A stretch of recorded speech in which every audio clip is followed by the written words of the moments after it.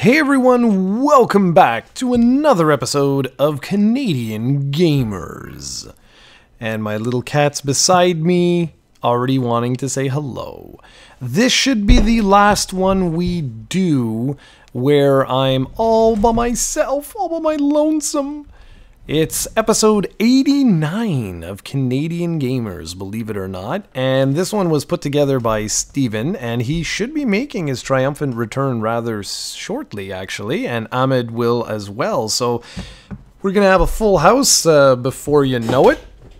So I thought it would be interesting if Steven put together the podcast, and that's exactly what he did. So since it's Canadian Gamers, we're going to be looking at a little bit of everything, as per usual.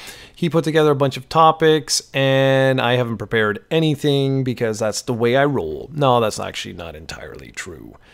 Okay, so he wanted to always starts off with what we're playing. So I'll start with what he's playing. He's like, you have to mention this. So he's playing Ever Oasis, which he calls the greatest game of all time.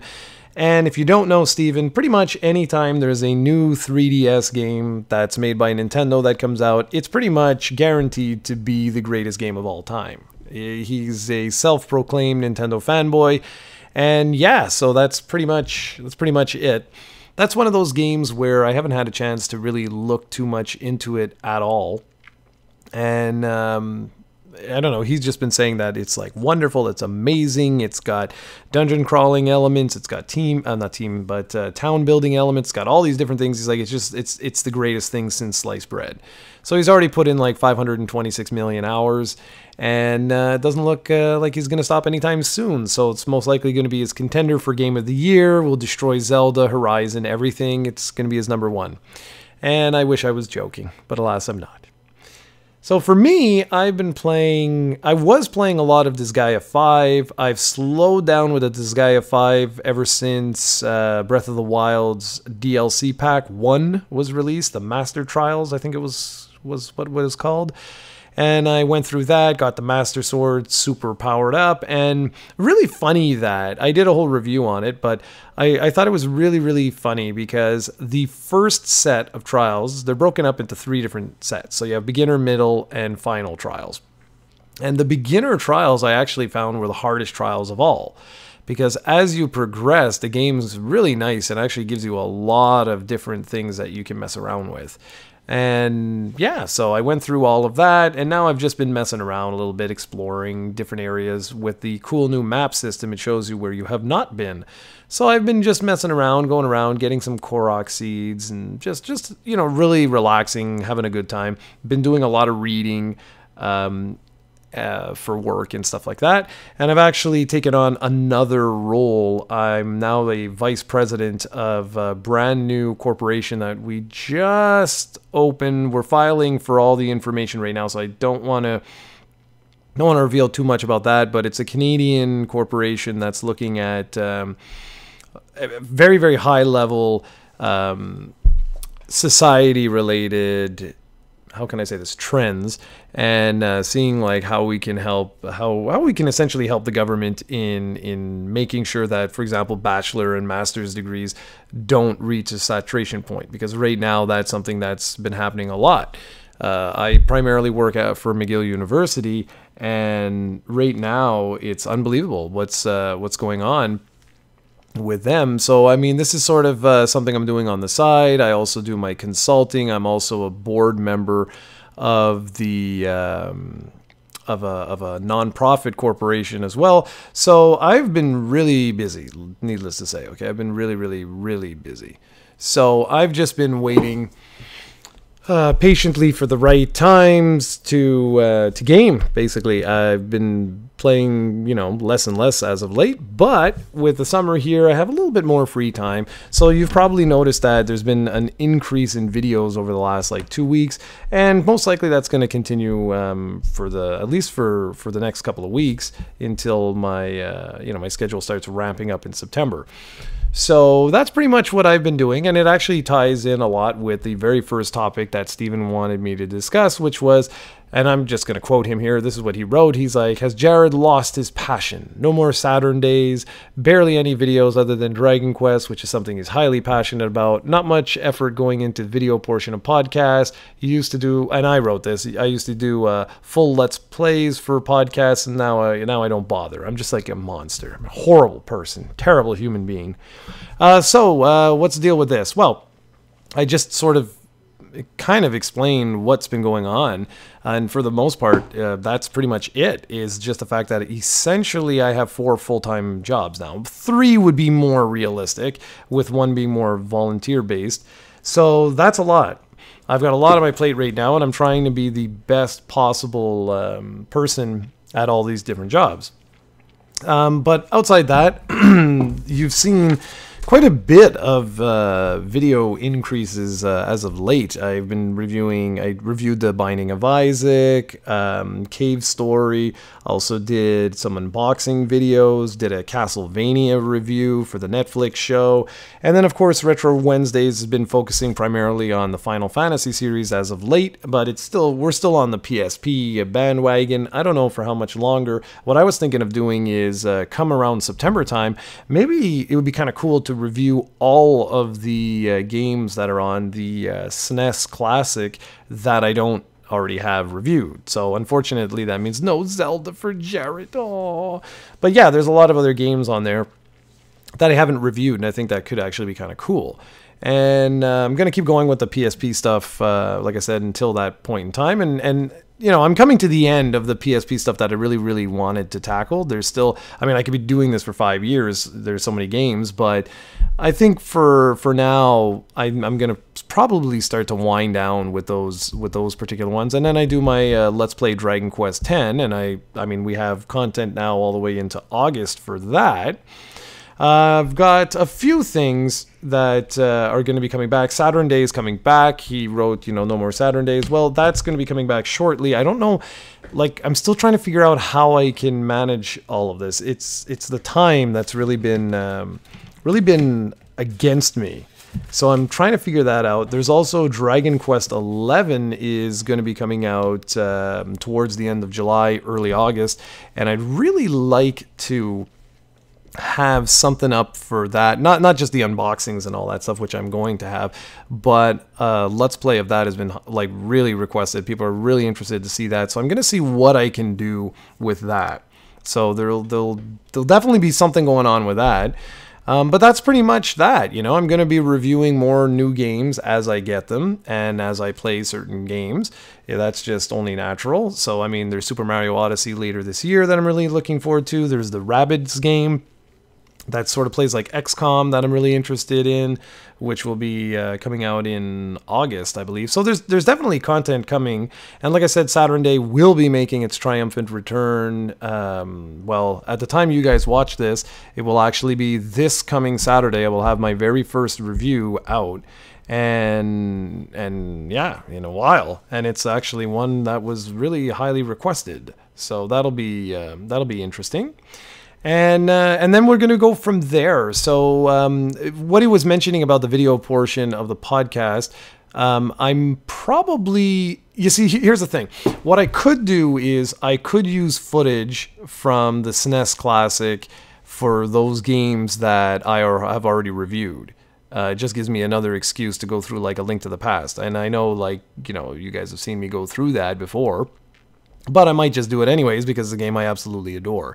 So I don't know. I'm wondering. I was even thinking of maybe even doing like a Let's Play of that and just streaming, maybe like a 4-hour stream or something, and finish the whole bloody game the way I normally play it. But yeah, I don't know if anyone's even interested in that or not. Link to the Past is like my game. I probably suck now. I haven't played it now in a little while. But who cares? It would actually be a really, really interesting thing. But I'm looking at the calendar for the months ahead and stuff, and that's really what I want to try and do, is something like that. Like maybe we can go through like Super Metroid and you know, Super Mario World, Super Mario World 2, and whatever, like just a bunch of different games. I don't know. I really don't know what I'm going to do with that. But everything takes time, and that's the real crux of this.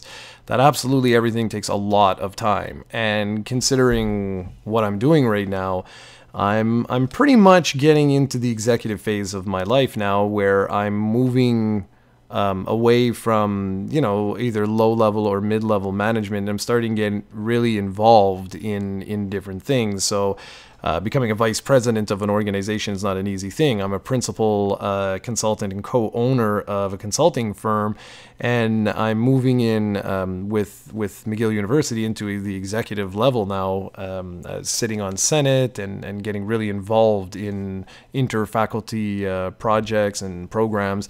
So needless to say, I'm moving into a different phase of my life right now. And I need to figure out how I'm going to manage all of this. This show, this channel, this website, all of this stuff is primarily, it's a hobby, right? And I really enjoy it. This is sort of my way of relaxing from the stresses of work. So obviously I don't want that to go away because it's a great stress relief. It's just the fact of committing to schedules and stuff is extremely hard to do. So yeah, so that's pretty much it. There's absolutely no loss of passion whatsoever. If anything, I'm probably more passionate now than I've ever been because I'm using it as this awesome stress reliever. So, it's like I love what limited time I have to play these games. It was really unfortunate today, actually, as I'm recording this. I wanted to either get a Saturn review done or to work on some more retro reviews, but unfortunately I had to work on one of these other organizations. So I was like, damn it, I had a few conference calls I needed to make, but c'est la vie. All right, so next topic. Switch games are currently $100 in Canada for pre-orders. This includes the likes of Super Mario Odyssey and everything else pretty much. Are we going back to the 90s where games were super expensive? I remember paying $120 for Nintendo 64 games and $85 for Game Boy Advance games. I have Super Mario... Oh, no, this is me, sorry. So that's what he said. And here's one that I've mentioned multiple times before, but nobody ever believes me, is I still have a copy of Super Mario Bros. 3 sealed with a price tag of $99.99 from Zellers on it. And I got it when it was reduced to, I forget what it was, like 25 bucks. So I peeled off all the individual stickers until I got to the original sticker price of $99.99. And it's really, really funny. Now, again, keep in mind that this is in Canada, and we don't know, I mean, it would really depend on what the US dollar was at that particular point in time, and so on and so forth. But Steven's right. I mean, games were very, very, very expensive back then, and we've sort of forgotten about that. And I went through, and I have it actually right here. If I just go to glorious Amazon, and I want to show you guys, let's just look around, okay? So we're going to look around for some games here. So you've got games that are $39.99, $29.99. You got games all in that sort of price range, and then you jump up and you have, oh, they've lowered it. Oh, what a so sad. And this was something actually that Steven had already said, was the fact that he was like, I guarantee you that they're gonna lower the prices. He's like, there's no way. But Super Mario Odyssey, for example, right, was $99.99. It was, and now it's at $79.99. So okay, that's good news. But yeah, there was a whole bunch of different games that were all at $99.99. They've all since been lowered down to $79.99. So that's fantastic. All right, good. That's actually very good. Well, that kind of ruins that entire topic. But what's going on with that is more, I guess, what we could discuss. And it's kind of peculiar, to be really honest with you. Because why were all those games, all the newly announced games at E3, they all had a list price of $99.99. Again, only in Canada. And I thought that was really, really, really bizarre. And I'm glad to see them all go down. And Stephen Evan mentioned that had happened with another game. I forget. It's some game that he was interested in, where the list price was like ridiculous, and then it had gone down. And it's strange that the prices are so high. So I can't really talk about that now because that just got all like blown up in my face. But let's switch it to say, what do you guys think about the Switch Premium? And that you have seen, where games are like $10 more expensive on Switch than they are, say, on PS4 and or Xbox One. So what do you guys think about that? Are you all super pissed with that? Is that something where you're like, what's up with that? Or are you okay? And I mean, it makes a lot of sense. Realistically, these cartridges are a lot more expensive to make than Blu-ray discs at this particular point in time. And of course, as the Switch continues to sell units and more and more and more games are sold, well then obviously the prices of manufacturing these little cards will get cheaper and cheaper and cheaper. So right now, I mean, honestly, for the benefits I get of being able to take this on the go, to play this on a plane, to, you know, et cetera, et cetera, et cetera, that's really good. Like, I really, really, really like that. Hey, and speaking of which, I didn't mention this. I actually purchased a Switch for work for our social committee. So I donated it to the social committee to try and help them generate some revenue, and also to make someone very, very happy. And hopefully it's going to be a parent that wins it, so for their kids they can give them a really awesome Christmas. I think that'd be really, really nice. Felt good doing that. And so, yeah, so I mean, I'm good with the little price hike as of right now. I understand that the graphic fidelity isn't going to be as high as PS4 and Xbox One, especially particularly like with the television, you know, in other words, it's a portable system. So taking it on the go, naturally, it's not going to look as good as what you're seeing on the PS4 and the Xbox One. But the fact that I can play it both, like on both my television and on the go, is a really big deal to me, and it's something that I'm certainly willing to pay for that. So next up, we have, what's the deal with Square Enix? Is Final Fantasy VII Remake ever going to come out? What about Kingdom Hearts 3? Besides Dragon Quest, they don't seem to have a plan. Okay, yeah, this is a really, really interesting one for Square Enix fans in particular, and that's me. I am a big Square Enix fan. Over the years, I mean, their two primary giant series, Final Fantasy and Dragon Quest, are like two of my favorite series. So it's funny that, you know, what is going on over there? And I don't know what's going on over there. Final Fantasy VII Remake they're saying now that it's going to be developed internally. One would assume that Final Fantasy 16 is in some phase or state of planning, because if not, well, that's really stupid. Final Fantasy 15 took 27 years to make. That I don't know what the hell's going on. So I know right now that they're still working on the DLC for Final Fantasy 15. I finished that game, have never returned to it since any of the DLC, except for, no, the first set. The first set of DLC I played, and then that was pretty much it. I have not gone back for any of the other stuff. Oh, excuse me. So there's that. So I mean, I guess that's something that they're working on. Of course, Final Fantasy XIV still having expansions and all that. For those that don't know, that's the massively multiplayer online RPG one. And what else do we got? So Final Fantasy VII Remake, like I said, they've brought that internal now. No one knows what the hell's going on with that. Okay, I'll leave it like that. Kingdom Hearts 3 seems to be chugging along. It's just I don't get like what's going on with it. I mean, they announced these things years and years and years and years and years way too early. So I don't really get it, to be really honest with you guys. I truly don't understand what is actually going on with these particular games. But it seems like the company has, you know, the Zodiac Age was just released. I believe that was last week. I've got 50 billion mobile games that I know of. That they're working on right now. Lots and lots and lots of mobile stuff. If you pay any attention to Droid or iOS, you know that Square Enix has a large presence on those particular platforms. And especially in Japan, it looks like they're just continuing to move into that direction. Looks like we've got the sequel to I Am Setsuna. I forget what the heck's called. Lost Sphere or something like that. That looks interesting, actually, to be honest. I actually pre-ordered that because it looks really, really good. I'm looking forward to that one. I'm one of these guys that really enjoyed I Am Setsuna. I know there were others that were like, it was all right, and this and that, but I really enjoyed it, so I'm looking forward to that. I know they're working on that.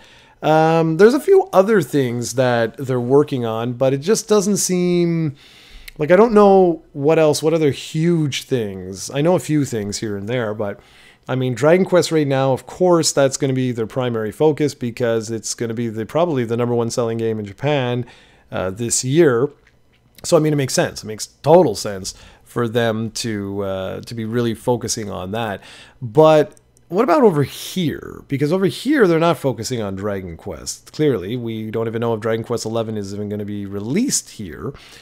I'm hoping it is, but I'm not taking any chance. That's why I'm picking up the glorious import, which I'm really, really, really looking forward to.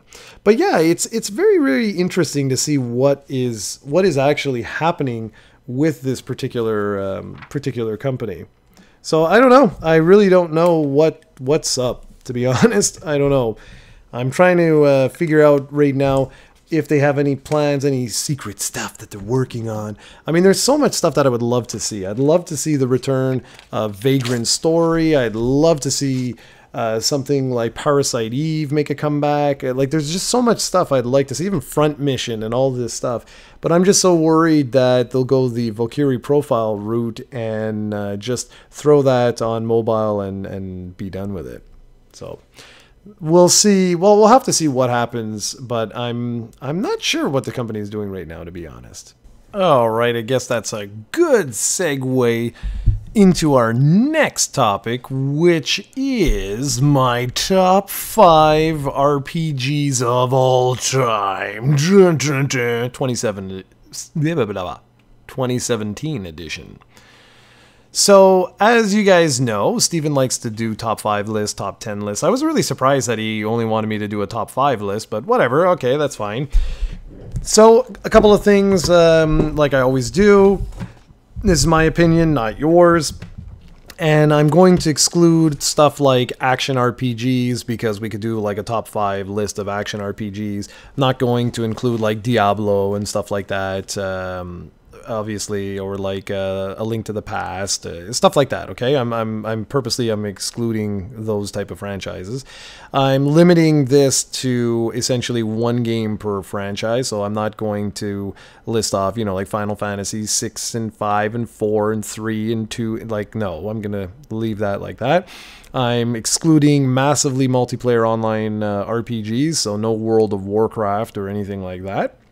So basically what I'm looking at are essentially traditional RPGs, modern day RPGs, so your stuff like Skyrim and things like that, and of course classic JRPGs. Alright, now, we shall begin with number 5, which is probably going to be the most surprising, at least to Steven. I don't know about to all of you guys, but to Steven, this is probably going to warp his fragile little mind.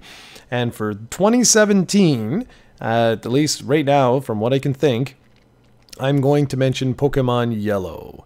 Pokemon Yellow was my real first introduction to the Pokemon series, what, last year I think it was, or the year before, or whenever it was that it was made available on the 3DS eShop. So it could be 5 years ago now, for all I know. And I was just amazed by how much I really enjoyed the game. Oh, the little cat saying hello. And yeah, I was just really, really, really surprised. I always thought this was like a kiddie game, never really gave it a shot. Steven bought me literally like every game in the franchise for years and years and years. Now he's a big cheap ass, so he doesn't buy me anything anymore. And yeah, so Pokemon Yellow, my number 5, really, really enjoyed it. Had a really, like I said, a shocking time. I actually got all the different Pokemon. I completed the Pokedex, and I never imagined that I was going to do something like that.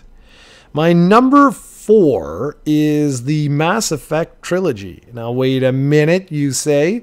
You're supposed to pick 1 game in a franchise? Well, I view those really as a giant game. All of them, you know, it's one main series of games, 3 different games. Yes, okay. If I had to pick one over the others, I really don't know. To be honest, maybe 2, maybe 3. I don't know. I wasn't one of these people that were like, oh, the ending is garbage, the worst thing ever, man. I wasn't one of those people.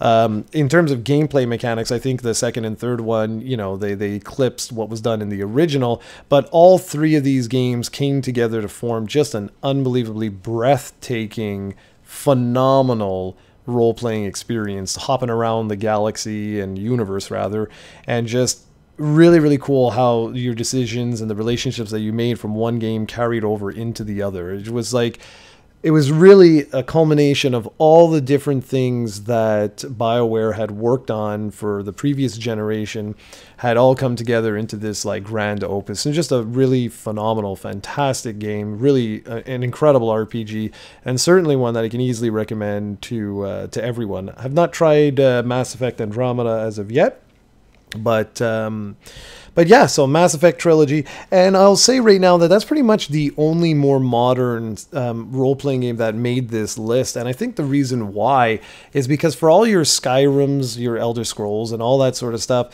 and like The Witcher and all that, I have not played very many of these. I haven't experienced all that many. I like JRPGs and the mechanics behind them.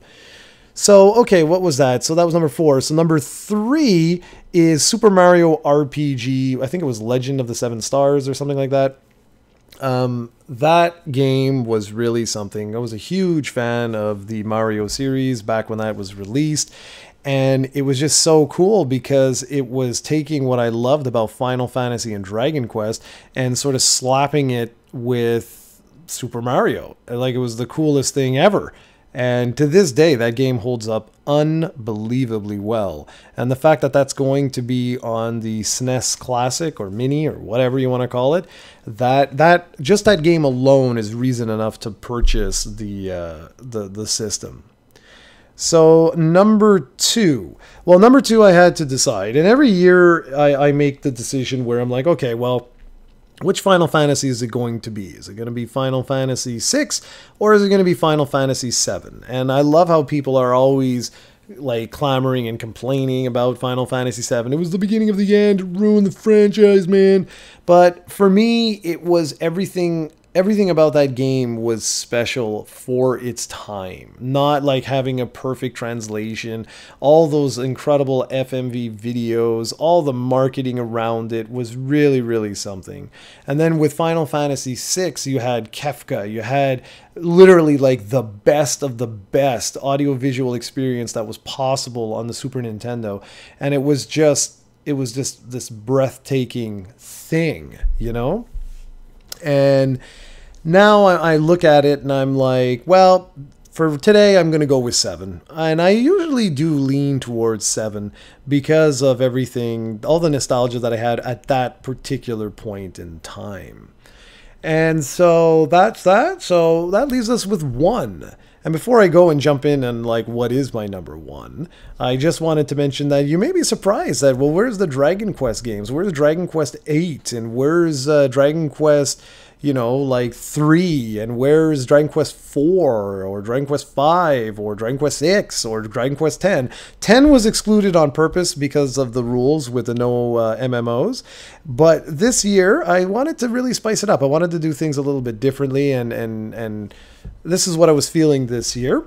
But if we had a top 10, for sure there would have been a Dragon Quest in there. There's no question about that. So what's number 1? Well, number 1 is my typical number 1. It's my go-to RPG. It's the RPG that blew my mind. It was the dream team that's never ever been repeated. And that's Chrono Trigger. Chrono Trigger is the game, guys. That really is the game. And I didn't mention with Final Fantasy VI, but that is also going to be on the Super Nintendo Classic, so that's yet another reason to purchase it. Now, unfortunately, Chrono Trigger will not be making the cut, and that really is an unfortunate omission. And I understand they didn't want it to be, too like top heavy with RPGs, but really that is an RPG to include, because Chrono Trigger for its time was light years ahead of its time. They did away with classic random encounters. You could see your enemies. They had combo systems. They had just like an unbelievable amount, a plethora of multiple endings and time travel, and it was just an unbelievable experience, and it brought together the makers of Dragon Quest and Final Fantasy, and it really was the dream team. And to this day, that game holds up so unbelievably perfectly well that it kind of amazes me that more people haven't copied, you know, these gameplay mechanics that we're introducing Chrono Trigger. I Am Setsuna was like one of the first ones that I can think of that actually copied a lot of the mechanics. And yes, it wasn't perfect, but I don't know why more people don't follow what they did. And because it was like, it really was like the perfect RPG. So I'd be curious with you guys, what is your RPG, like your top 5 RPGs of all time? All right, so we're wrapping up here. We're getting to the end, and I'm only half an hour. Oh no, but that's okay. Like I said, next time we'll have more people, so we'll be able to have a more full podcast. But the last thing I wanted to mention was about the Castlevania show, which was absolutely superb. It was a 4-episode show. It was so successful that the day it aired, they announced that season 2 was already confirmed, that already ordered 8 more episodes. So that's great. It's going to be twice as big.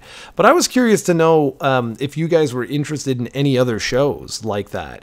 Not necessarily like overly bloody or anything, but like, you know, dark and gritty.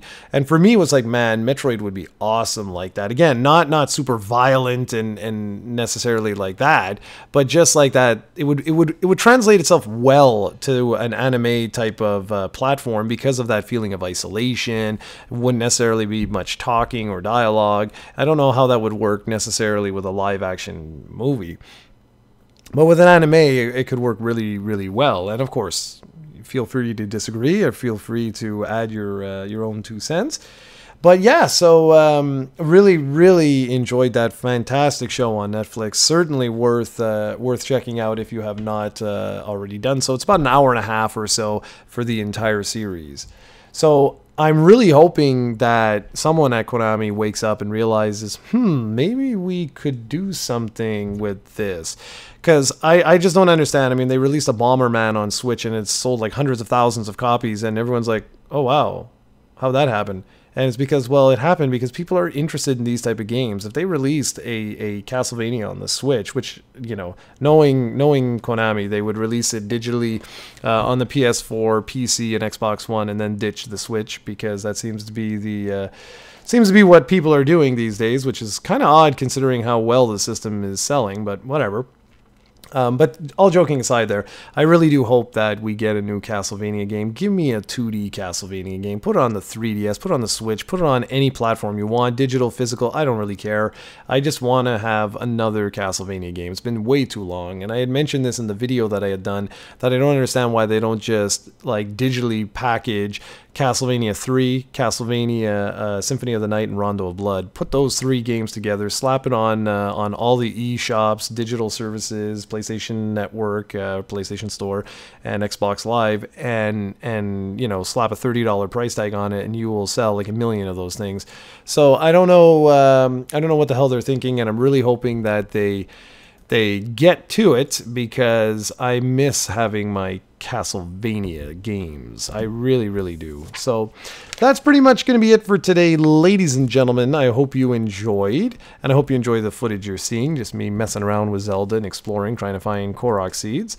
But yeah, be sure to leave a comment and let me know what are your top 5 RPGs of all time. And outside that, I wish you all a good day. Thanks for listening. And next time when we come back in 2 weeks, we should have another co-host, which would be really great. All right, thanks for watching. Thanks for listening. And thanks for being here. Take care, everyone.